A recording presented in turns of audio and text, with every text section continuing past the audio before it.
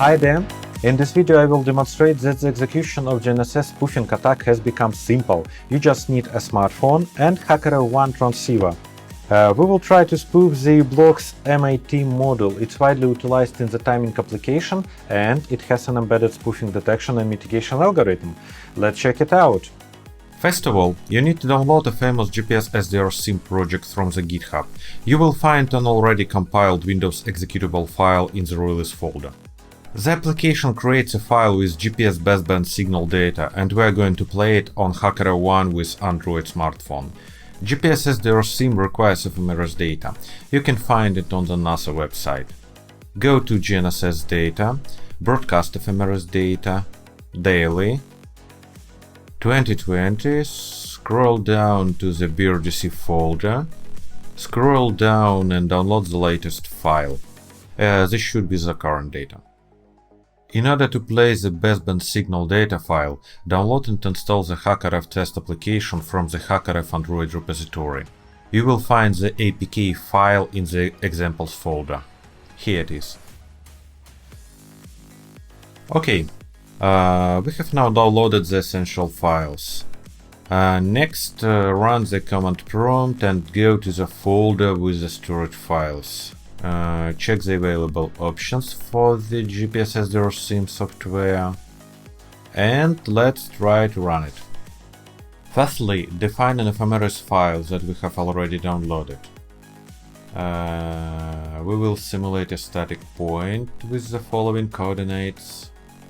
Set 10 AM as the scenario start time, and notice it's a UTC time. And finally set IQ data format to 8 bits. Okay, try to run. Great, it works. The baseband signal data file has been created. We need to wait. It seems to be done. The folder contains the created file. Perfect.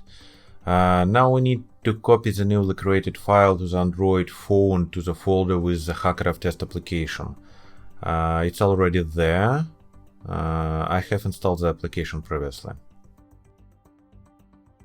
Now let's prepare an experiment. We will conduct it under the live sky condition. Here we have a GNSS antenna, a RF coupler to make the authentic and fake signals, and 40 dB attenuator to reduce HackRF's power level.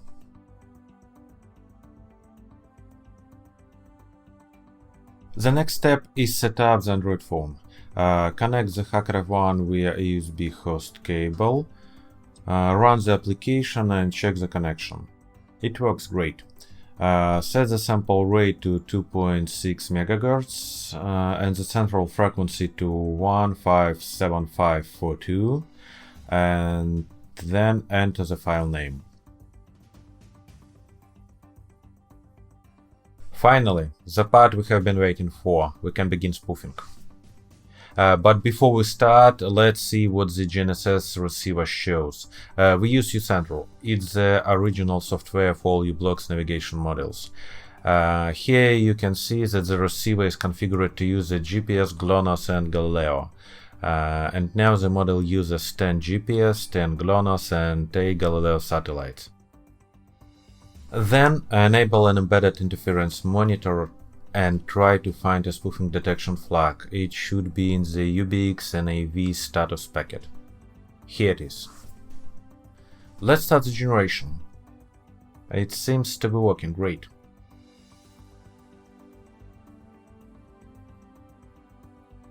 Take a look. The model perceives the fake satellite signal but does not use them. Let's wait for a while.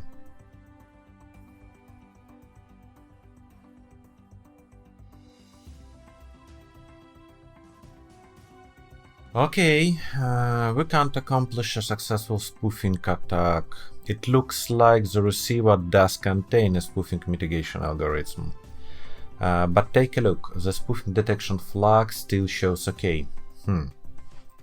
Let's do a simple trick. Let's try to block the GLONASS and Galileo signals with a simple jammer.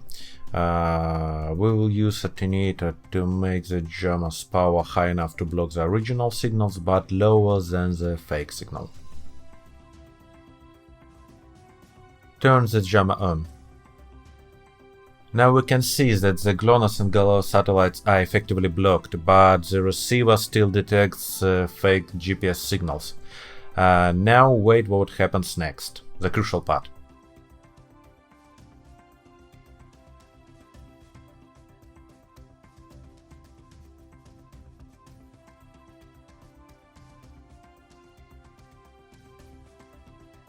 Yes, look, we did it.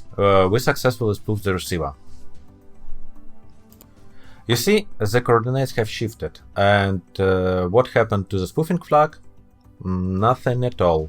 That's very interesting. It would be cool if the uBlock support team left a comment below the video. Now let's turn off the jammer and see what happens. Surprise! Now the GLONASS and Galileo satellites are perceived as fake. It's not good.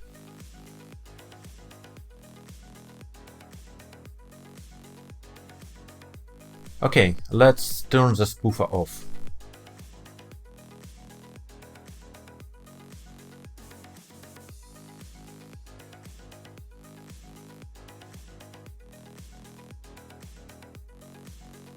You see, half a minute later the receiver switched to real signals.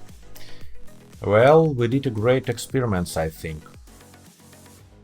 In this video we demonstrated how simple and cheap GNSS spoofing is. It can even be done on protected receivers. This affordable setup can undermine your critical infrastructure within a radius of hundreds of meters over the air. So, if you want to be protected against GNSS threat, contact us and we will help you to develop a resilient and robust synchronization system. If you want us to create another video on GNSS spoofing or have any questions, please leave a comment below.